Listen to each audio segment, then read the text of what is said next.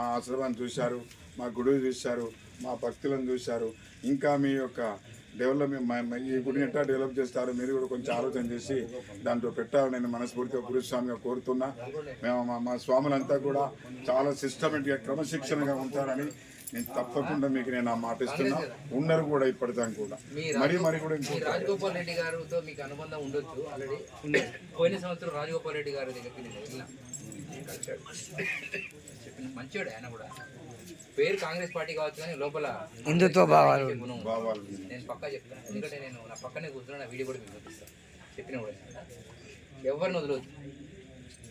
చిన్నోడి దగ్గర కూడా ₹1 ఇచ్చేద్దరం ఉంటుంది. ఒక ఆమె బిచ్చేమే ఎత్తుకొని గుడి దగ్గర గుడికి 2 లక్షలు ఇచ్చింది మా బీరంగుడి దగ్గర.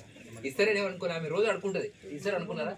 ఏం చేసుకుంటా స్వామి పైసలన్నీ గుడికి ఆ లోపల ఆ జారీ అంతా ఆదాయ పెట్టియండి, ఎన్ని లక్షలు ఆశ్చర్యపోయారు. పంతులు రోజుకు ఎన్నో కొనుక్కుంటాడు భక్తుల దగ్గర. పంతులు ఇయ్యలేంటి, డైరెక్ట్గా భిక్షామ ఇచ్చింది. అంటే పంతులు ఇయ్యలేదని అంటలేను. పంతులు ఆశ్చర్యపోయాడు. అంటే నేను రోజు నాకు 100 పెడతారు చాలా మంది, నేనే ఇయ్యలేకపోయినా ఈ ఆమె ఇచ్చిందని ఒక రోజంతా తారీఫ్ చేసిండు అమ్మాయిని, ముస్లాం. అట్లా కొన్ని ఆశ్చర్యాలు స్వామి చేపిస్తుంటాడు. మీరు కూడా ఆ ప్రయత్నం చేయండి.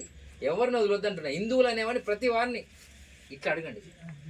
శివుని కోసం భిక్షం ఎత్తుకుంటున్నాను, నష్టం లేదు. శివుని కోసమే కదా ఎత్తికేది. సో ట్రై చేయి, రాకపోతే అడగండి.